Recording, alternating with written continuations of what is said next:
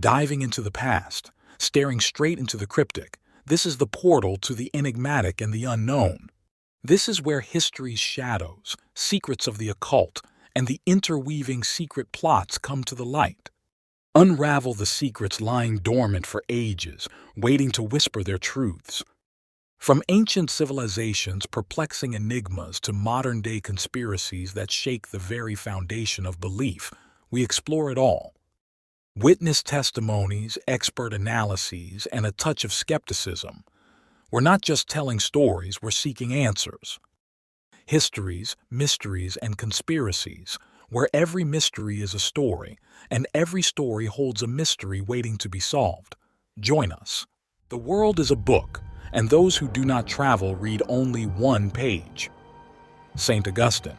Beyond the north wind, a vast expanse of rolling meadows stretch out before you, dotted with vibrant flora that flourishes in the perpetual light.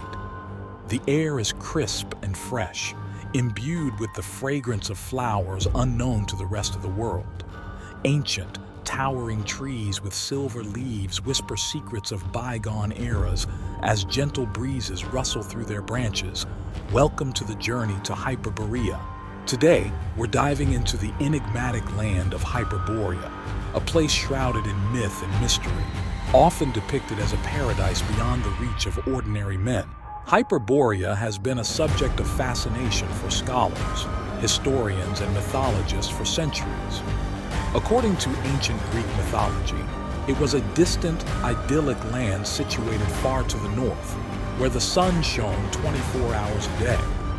Its name translates to beyond the north wind, reflecting its supposed location beyond the reach of Boreas, the Greek god of the north wind. The concept of Hyperborea first appeared in the works of ancient Greek poets and historians, including Herodotus and Pindar. They described it as a land of eternal spring, abundant with natural beauty and free from disease and old age. The idea was further popularized by writers such as Pliny, the Elder, and Strabo, who incorporated it into their geographical and historical writings. Pytheas was a Greek explorer and geographer from Massalia, modern-day Marseille. He is known for his voyage to the far north of Europe, which he described in his work On the Ocean. Pytheas claimed to have traveled beyond the known world to a land he referred to as Thula, which some interpret as a description of Hyperborea. He described Thule as a place where the sun never set during the summer, suggesting a location close to the Arctic Circle. Although his accounts are fragmented and second-hand, they significantly influenced later descriptions of northern lands. Pliny the Elder was a Roman author and naturalist who wrote natural history, an encyclopedic work covering various aspects of the natural world. Pliny references Hyperborea in his writings, describing it as a northern land where people lived long lives and enjoyed eternal spring.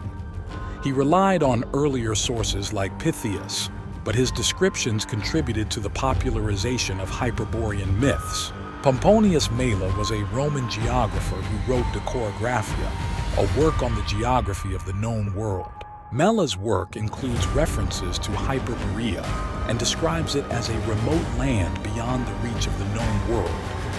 His descriptions were based on various sources, including the works of Pytheas and other explorers. Greek legend asserts that the Boreads, who were the descendants of Boreas and the snow nymph Chione, or Chione, founded the first theocratic monarchy on Hyperborea. The god Apollon has as priests the sons of Boreas or North Wind and Chione or Snow, 3 in number, brothers by birth, and 6 cubits in height, or about 2.7 meters.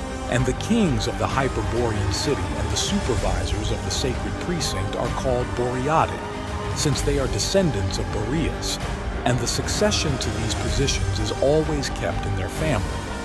This legend is found preserved in the writings of Aelian. Medieval maps and later Renaissance cartographers also featured Hyperborea, often placing it in the Arctic regions. These maps depicted it as an island or a series of islands surrounded by 4 great rivers, which flowed from a central black rock or mount. sometimes associated with the magnetic north or the pole star.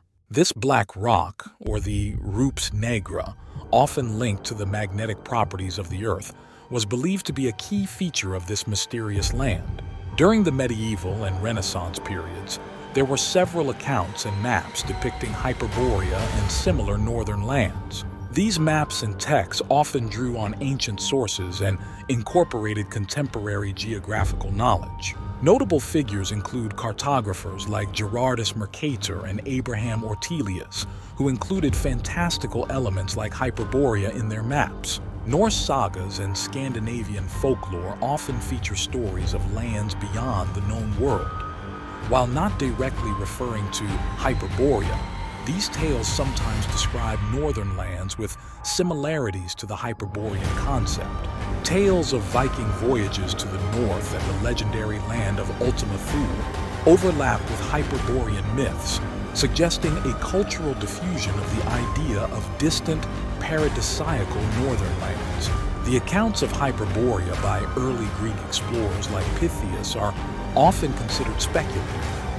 Pytheas's descriptions of northern lands, including his reference to Thule, are believed to be based on second-hand reports and were influenced by mythological concepts. Despite various ancient and medieval maps depicting lands resembling Hyperborea, there is no concrete geographical evidence to support the existence of such a place. Modern archaeology and geology have not identified any location matching the descriptions of Hyperborea. The maps featuring Hyperborea are often interpreted as reflecting a combination of mythological imagination and limited geographical knowledge. The depictions of Hyperborea in these maps are seen as speculative or symbolic rather than literal representations. Some scientists and historians suggest that the concept of Hyperborea might have been inspired by real northern regions known to ancient peoples. For example, descriptions of lands with continuous daylight could be linked to the Arctic Circle or Scandinavia, though these are not considered evidence of Hyperborea. Hyperborea and similar mythical lands are often interpreted as cultural symbols rather than physical locations. They represent ideals of paradise and eternal spring, reflecting the hopes and dreams of ancient cultures rather than actual geographic locations. Some fringe theories propose that Hyperborea might be a remnant of ancient knowledge about a now-lost land or civilization. These theories often lack empirical evidence and are not widely accepted within the scientific community. Hyperborea continues to captivate the imagination of writers, filmmakers, and conspiracy theorists. However, these interpretations are typically seen as speculative and not grounded in mainstream scientific research. Mainstream science treats Hyperborea as a mythological concept rather than a real geographical location. While the idea of Hyperborea has historical and cultural significance, there is no scientific evidence to support its existence. The stories and descriptions of Hyperborea are considered part of ancient mythological traditions and symbolic representations, rather than factual accounts of real places. Today, the scientific consensus is that there is no landmass at the North Pole. The region consists of shifting sea ice and open water, and the concept of a solid landmass at the pole has been debunked by exploration and scientific research. However, an aerial shot of the North Polar region offers an eerie appearance of what early mapmakers were suggesting. While these accounts often blend fact with myth and legend, they reflect a historical fascination with the idea of Hyperborea and similar northern lands. Whether these stories were based on real expeditions or were embellished over time, they contribute to the rich tapestry of exploration and mystery surrounding Hyperborea. What do you think? Was Hyperborea a real location lost to time, or was it a myth embellished over time? For more content like this, share and subscribe.